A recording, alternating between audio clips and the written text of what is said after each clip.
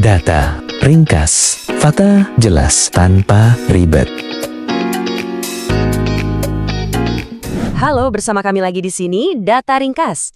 Oke, hari ini kita bakal menyelami salah satu kekuatan yang paling misterius, tapi sekaligus paling dahsyat dalam sejarah manusia, karisma.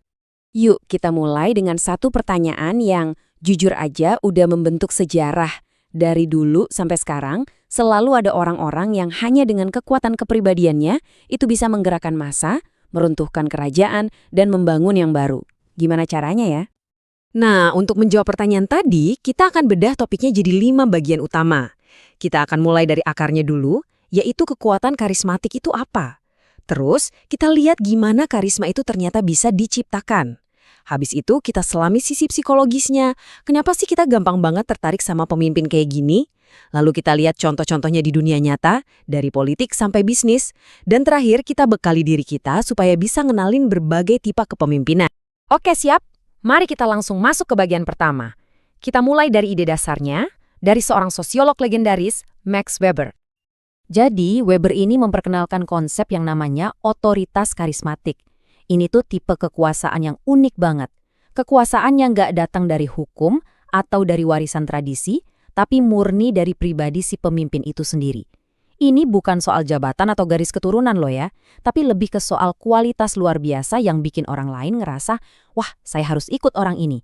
Intinya, kekuatan mereka itu ada karena para pengikutnya percaya kalau mereka ini spesial. Nah, tabel ini nunjukin perbedaannya jelas banget. Mungkin kita lebih familiar sama otoritas tradisional, kayak raja yang berkuasa karena warisan, atau otoritas legal rasional, contohnya presiden yang berkuasa karena aturan hukum pemilu. Tapi otoritas karismatik ini beda. Loyalitas pengikutnya itu bukan ke jabatan atau ke aturan, tapi 100% ke individu si pemimpinnya. Benar-benar personal. Tapi, gimana kalau karisma yang kelihatan kuat dan alami ini ternyata nggak sepenuhnya alami? Pertanyaan ini membawa kita ke sebuah ide yang lebih modern dan terus terang sedikit lebih bikin was-was. Nah, ini dia bagian kedua kita, pemujaan individu. Disinilah konsep karisma itu bergeser.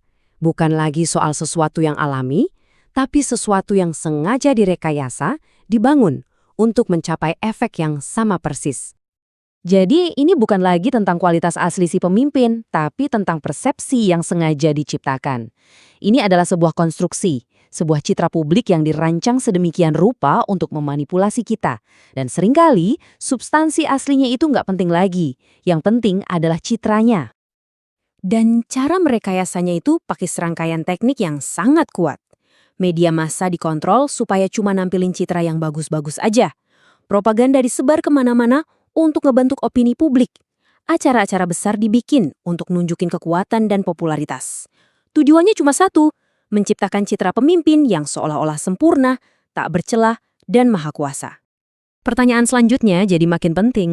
Kenapa ya kita sebagai manusia sering banget kena sama strategi kayak gini? Apa sih yang ada di dalam psikologi kita yang bikin kita gampang banget tertarik sama figur-figur otoritas yang kuat ini? Jawabannya ada di sebuah konsep psikologi yang menarik banget, yaitu dinamika otoriter. Ternyata ini bukan cuma soal tipe pemimpinnya loh, tapi juga tentang tipe pengikut dan situasi seperti apa yang membuat mereka jadi sangat rentan. Semuanya berawal dari tipe kepribadian tertentu yang mendambakan kepastian dan keteraturan. Orang-orang dengan tipe ini cenderung melihat dunia secara hitam putih.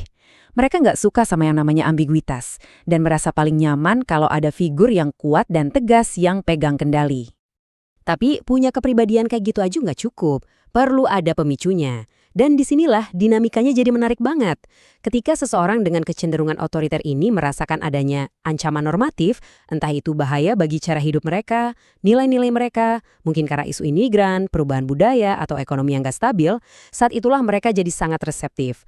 Mereka akan sangat terbuka dengan pemimpin yang datang dan berjanji untuk memulihkan ketertiban dan menghancurkan ancaman itu. Ini ibarat perfect storm, kondisi sempurna buat munculnya dukungan total ke kepemimpinan yang kuat. Nah, poin pentingnya adalah dinamika psikologis ini bukan sekedar teori di buku. Pola yang sama itu muncul di dunia nyata, dan gak cuma di panggung politik loh, tapi juga bisa terjadi di tempat kerja kita sehari-hari. Coba kita lihat perbandingan dua contoh ekstrim ini. polanya mirip banget. Di satu sisi, ada sebuah negara yang pelan-pelan bergerak ke arah otokrasi, di mana satu pemimpin menguasai semuanya. Di sisi lain, ada sebuah perusahaan di mana CEO-nya membangun citra seperti dewa, menuntut loyalitas buta, dan pakai pengawasan super ketat untuk mengontrol karyawan. Pola dasarnya ya itu-itu juga. Di lingkungan yang seperti ini, kepatuhan itu jadi segalanya. Ada sebuah penelitian yang menyebut ini totalisme hegemonik. Artinya apa? Artinya Anda nggak harus benar-benar percaya, tapi Anda wajib bertindak seolah-olah Anda percaya. Kenapa? Ya, untuk bertahan hidup dan menghindari hukuman. Ini adalah bentuk kontrol psikologis yang luar biasa kuat. Oke, sekarang kita udah lihat teorinya, udah lihat contoh penerapannya. Yuk, kita bekali diri kita dengan semacam toolkit sederhana buat ngenalin pola-pola ini di sekitar kita. Dari berbagai analisis akademis, kita bisa kelompokkan beberapa tipe inti kepemimpinan. Misalnya, ada pemimpin otokratis yang maunya kuasa absolut dan semua harus patuh. Ini jelas beda banget sama pemimpin demokratis yang justru mendorong partisipasi. Ada juga tipe paternalistik yang memperlakukan pengikutnya kayak keluarga tapi keputusan tetap di tangan dia. Dan tentu saja tipe karismatik yang murni ngandalin pesona pribadinya. Dengan ngenalin tipe-tipe ini, kita jadi lebih bisa membaca dinamika kekuasaan di sekitar kita. Jadi, kesimpulan utama dari pembahasan kita kali ini adalah sebuah lensa baru untuk melihat dunia di sekitar Anda. Kekuatan persona, kekuatan karisma adalah salah satu kekuatan terbesar dalam sejarah. Dengan memahaminya, bagaimana cara kerjanya, kenapa kita bisa tertarik, dan bentuknya apa saja, kita bisa menavigasi dunia yang kompleks ini dengan lebih bijak. Terima kasih sudah mendengarkan, jangan lupa untuk klik like dan subscribe, serta tulis pendapatmu di kolom komentar.